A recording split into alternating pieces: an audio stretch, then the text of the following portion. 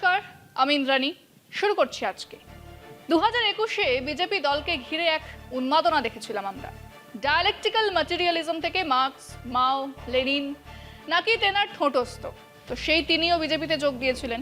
টলিউডে যাদের হাতে কাজ ছিল না সেই অভিনেতা, অভিনেত্রী, পরিচালক সবাই নিজেদেরকে বঞ্চিত মনে করেই যোগ দিয়েছিলেন বিজেপিতে, নিজেদের সুদিন ফেরাতে।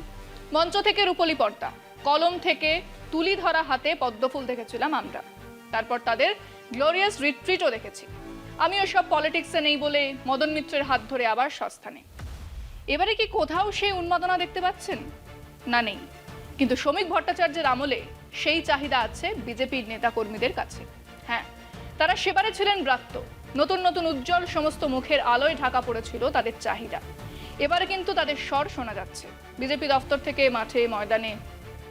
হ্যাঁ, বাঁকুড়া জেলার গঙ্গাজল ঘাটি থেকে আলোক কুমার সিংহ বিজেপির রাজ্য দপ্তরে এসে পৌঁছেছেন।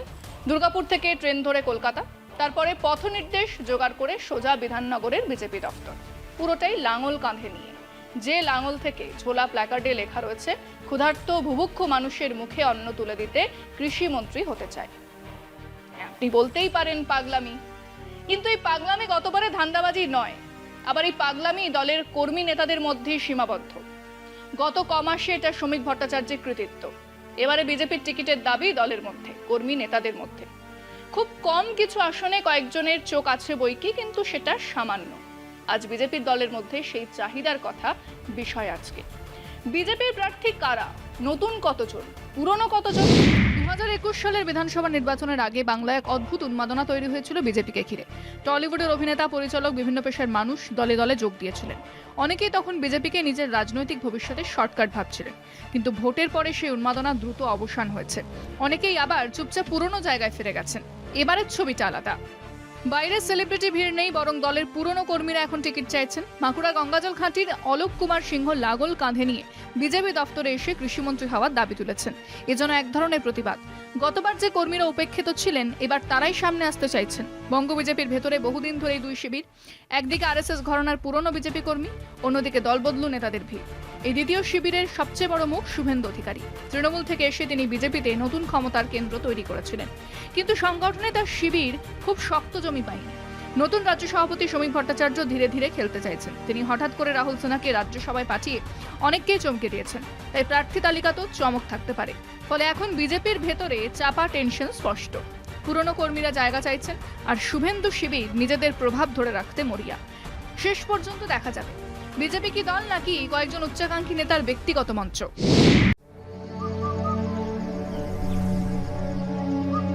আপনার প্রিয় মাকাই বাড়ি এখন নতুন প্যাকে। মুকুল রায় যখন বিজেপিতে গিয়েছিলেন, তখন তিনি খুব সচেতনভাবে দলের পুরনো কর্মীদের আবেগ, তাদের এতদিনের লড়াইয়ের কথা মাথায় রেখেই সংগঠনকে বড় করার চেষ্টা করেছিলেন। আর তিনি জানতেন যে বাংলাতে 34-35% মুসলমান ভোট, কাজে ইউপি এমপির মতো এক উগ্র হিন্দুত্ব বিজেপিকে প্রথমেই আটকে দেবে। এই ইস্যুতে তিনি সেই সময় সভাপতি দিলীপ ঘোষের সঙ্গে একমত ছিলেন না, কিন্তু তার স্বভাব মতোই কাউকে না চটিয়ে তিনি সেই জায়গাটা তৈরি করছিলেন। কিন্তু দিল্লি নেতৃত্বের মাথা ঘুরে গেল 2019-এর ওই 18টা আসনের জয় দেখে। তারা তখন ভেবেছিলেন এক ধাক্কা অর দো, আর দুনিয়ার সুযোগ সন্ধানীরা ভেবেছিলেন এবারে নেমে পড়া যাক। নিজেদের হিসেব মতো পাউন্ড অফ ফ্লেশের কথা মাথায় রেখেই সেলিব্রিটিদের, দলবদলুদের এক উন্মাদনা শুরু হয়েছিল। না হলে প্রবীর ঘোষাল সাংবাদিক থেকে এক লাফে বিধায়ক হওয়ার পরেও কোন বুদ্ধিতে বিজেপিতে চলে গেলেন? আর ঠিক সেই সময় বিজেপি দলের আরেকটা পাওয়ার সেন্টার তৈরি হলো শুভেন্দু অধিকারীকে ঘিরে। হ্যাঁ, শুরু হলো বিজেপিতে আদি আর নব্য বিজেপির আকচাকচি। জীবনের একটা বড় অংশ প্রচারক হিসেবে কাটানো দিলীপ ঘোষ বা 10 বছর বয়সে আরএসএস এর শাখায় যোগ দেওয়া শ্রমিক ভট্টাচার্যের চিন্তা ভাবনার সঙ্গে একেবারে উল্টো ধারণা নিয়ে দলে আসা তৃণমূলই দলবদলু, টলিউডের সেলিব্রিটি বা উচ্চাকাঙ্ক্ষী ইন্ডিভিজুয়ালদের মিলমিশ সম্ভব নয়, হয়নি। কিন্তু মাঝারি আর তলার সারির পুরনো বিজেপি কর্মীরা থমকে গিয়েছিলেন।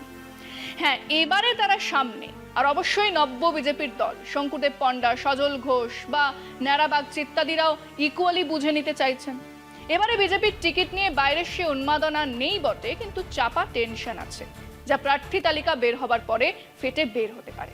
তবে গত কমাসের বঙ্গ বিজেপির চালচলন বলে দিচ্ছে হয় এবার নয় নেভারের চেয়ে ধরে খেলার এক পরিকল্পনা নিয়ে এগোচ্ছে নতুন সভাপতি। কাজে সবাইকে চমকে দিয়ে 7বারের হিরো রাহুল সিনহাকে যেভাবে রাজ্যসভাতে নিয়ে গেলেন শ্রমিক ভট্টাচার্য, সেই একই ধারা এবারে বিজেপির প্রার্থী তালিকাতে দেখলে আমি অবাক হব না। হ্যাঁ, সেখানে শুভেন্দু শিবিরের কপালে ভাঁজ পড়েছে বইকি। দলের সংগঠনে শুভেন্দু শিবির কোলকে পায়নি, কিন্তু প্রার্থী তালিকাতেও জায়গা না পেলে কতটা ক্ষতি হবে জানা নেই। আমরা আমাদের দর্শকদের জিজ্ঞেস করেছিলাম, বিজেপির ভেতরে আদি আর নব্য বিজেপির লড়াইয়ে নির্বাচনে কতটা বড় হয়ে উঠবে, নাকি সেই লড়াই সামলে আদি আর নব বিজেপিরা হাতে পদ্মফুল ধরে মাঠে নামতে পারবে? শুনুন মানুষজন কি বলেছেন। নির্বাচনে তো অবশ্যই প্রভাব ফেলবে। আর একসাথে কাটানোর কথা বলছেন, কোনোদিন মিটিং এ দিলীপকে এবং শুভেন্দুকে দেখা যায় না। আর দিলীপ ঘোষ আদি বিজেপি, তার কোনো স্থান নেই বিজেপিতে। তাই এভাবে চলতে থাকলে আর অপরদিকে জননেত্রীর যে উন্নয়ন, সেদিককে লক্ষ্য রাখলে আগামী 2026-এর নির্বাচনে তৃণমূল কংগ্রেস 250-এরও বেশি সিট নিয়ে বাংলা দখল করবে। বিজেপির এই রাজ্যে আমার মনে হয় একজন সাধারণ মানুষ হিসাবে এই রাজ্যে তাদের কোনো সংগঠন নেই। আর যেটুকু সংগঠন আছে সেই সংগঠনটা এই আদি আর নব্য এই কোন্দলেই ভরা বলে আমার মনে হয়। আর সব জায়গা থেকে বলতে পারি যে বিজেপি এই নির্বাচনে প্রচণ্ড ব্যাকফুটে থাকবে। 2026 সালে যে ভোট আসছে, ওদের যে ক্যান্ডিডেট নিয়ে, যে ক্যান্ডিডেট দেবে সেই নিয়ে যে ওদের মধ্যে যে শুরু হয়েছে ঠান্ডা লড়াই এবং গরম লড়াই, এদের তো সেই লড়াইটা থামাতেই মহা মুশকিল। আর এদের বিজেপি বলে কিছু নেই, নিজেদের মধ্যে লড়াই করতে করতে শেষ। দলটা নিয়ে আমরা কথা বলছেন বিজেপি, প্রথম কথা হচ্ছে এরা মানুষের সাথে, জনগণ থেকে এরা বিচ্ছিন্ন, এবং বিচ্ছিন্ন হতে হতে এমন একটা জায়গায় পৌঁছেছে এবার এরা ঘরোয়া বিবাদ মেটাতেই এরা ব্যস্ত। আমার মনে হয় না আগামী যে নির্বাচন আসছে, বিধানসভা নির্বাচন, সেই নির্বাচনে এরা একত্রিতবদ্ধ হতে পারবে। বিজেপির ভেতরে অলরেডি 3-4টি লবি কাজ করছে। তো আমরা জানি যে এই লবি কোনো ব্যক্তির লবি যদি টিকিট পায়, তো সেখানে আরেক ব্যক্তির লবি তার এন্ট্রি তো করবেই। তো সেই হিসাবে এই আদি নব্য বিজেপির দ্বন্দ্ব এই বিধানসভা নির্বাচনে বিজেপির মধ্যে অনেক বড় প্রভাব ফেলবে। প্রত্যেকটা রাজনৈতিক দলের মধ্যেই গ্রুপিং থাকে, সেখানে বিজেপির মধ্যে থাকাটা বা অন্যান্য দলের মধ্যে থাকাটা কোনো অবাস্তব ঘটনা নয়। আমি শুধু বলতে চাই যে যার যার দলীয় সমস্যা তাদেরই মিটাতে হবে, এবং তারা যদি ঠিকমতো না করে তাদেরই ক্ষতি হবে। দেখুন, আমরা বেশ কিছু 2 মাস আগে থেকেই বুঝতে পারছি এই লড়াইটা বিরাট বড় এফেক্ট হবে ইলেকশনে। কারণ হচ্ছে যত ইলেকশন এগাচ্ছে ততই দেখছি বিজেপির কর্মীরা বাড়ি থেকে আর বেরোতে চাইছেন না। কারণ ওদের ভেতরে এই দ্বন্দ্বটা বরাবরের জন্য ছিল, ইলেকশন যত কাছে আসছে ওটা আরো বাড়তে আছে। আদি নব বিরোধ থাকুক না থাকুক, তাতে পশ্চিমবঙ্গের রাজনীতিতে কোনোদিনই কোনো যাবে আসবে না। আবারও আগামী দিনে আগামী বিধানসভায় 250-র মতো আসন নিয়ে তৃণমূল ক্ষমতায় আসবে। এদের তো কোনো প্রভাবই নাই, এদের কোনো প্রভাব নাই। এরা একটা ধর্ম নিয়ে রাজনীতি করতেছে। এমনি বিজেপির এরকম কোনো লিডার নাই যাকে লোকজন নেতা বলে ডাকতে পারে। আমরা ফিল্ডে ওরকম কোনো নেতাকে আমরা দেখতে পারি না। আমার তো মনে হয় না যে ওরা একসাথে লড়বে। মানে আদি বিজেপি নব বিজেপিতে ওরা কন্টিনিউ আগে থেকে দেখে এসেছে যে কোন দল রয়েছে, কোন দল আরও বাড়বে, এবং কোনোদিন ওরা একসাথে ভোট করতে পারবে না। এবং যতই ওরা লাফালাফি করুক, আমাদের ক্ষমতায় শেষকালে দিদি ক্ষমতায় আসবে। বিজেপির পুরো কেন্দ্রীয় টিম চলে এলেও বাংলায় তারা ক্ষমতায় কোনোদিন আসতে পারবে না। কারণ বাংলার হেসেলে গিয়ে খোঁজটা নিন, আপনারা অলরেডি জানতে পেরে যাবেন যে গ্যাসের দাম বৃদ্ধি থেকে শুরু করে SIR এর দিক দিয়ে মানুষকে যেভাবে হ্যারাসমেন্ট করে চলেছে বিজেপি, সেখানে ওরা কোনো মতো বাংলা ক্ষমতায় আসতে পারবে না। ওরা নিজেদের মধ্যে যে গোষ্ঠীতন্ত্র চলছে, আমার মনে হয় ওরা নিজেরাই নিজেকে শেষ করবে। সাথে শুভেন্দু অধিকারীর মতো একটা চিটিংবাজ ফেক নেতা, সে যাদেরকে উৎসাহিত করছে, তার তো সব জায়গাটাই গোলমাল। পশ্চিমবাংলায় তো সারা জীবনে ওরা কখনো আসতে পারবে না। আদি এবং নব্য ওরা যতই একসঙ্গে লড়াই করুক, যতই একসঙ্গে ভোট করুক, শেষ জয় আমাদের দিদিরই হবে। এই গোষ্ঠীটা তো রাজ্য থেকে আস্তে আস্তে জেলা থেকে আমাদের অঞ্চলে চলে আসে। যাক, ওদের পরিস্থিতি মনে হয় অনেক, আমি মনে করি অনেক খারাপ জায়গায় আছে। একসাথে মনে হয় না ওরা একসঙ্গে লড়াই করতে পারবে। ওদের গোষ্ঠীদ্বন্দ্ব এখন আর মিলবে না। এটা ইলেকশনে আর কোনো প্রভাবই পড়বে না। গতবার এক ওভার হাইট বিজেপি 200 পারে স্লোগান দিয়ে শেষমেশ 77-এ থমকে গিয়েছিল। নির্বাচনের আগে কেউই কোনো কথা না বললেও নির্বাচনের পরে বিভিন্ন বৈঠকে বারবার করে দলের পুরনো কর্মীদেরকে অবহেলা করে কিছু উচ্চাকাঙ্ক্ষী সেলিব্রিটিদের নিয়ে হইচই করা নিয়ে প্রচুর সমালোচনা হয়েছে।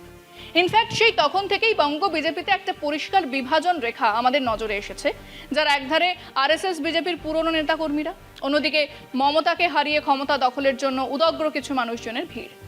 এবারের নির্বাচনে সেই উন্মাদনা বা আবেগ নেই বটে, কিন্তু দলের মধ্যে সেই আদি আর নব বিভাজনের টেনশন স্পষ্ট, যা আরও সামনে আসবে তালিকা বের হওয়ার পরে। আজকে এ পর্যন্তই। দেখতে থাকুন কলকাতা টিভি, রাত দিন 7 দিন।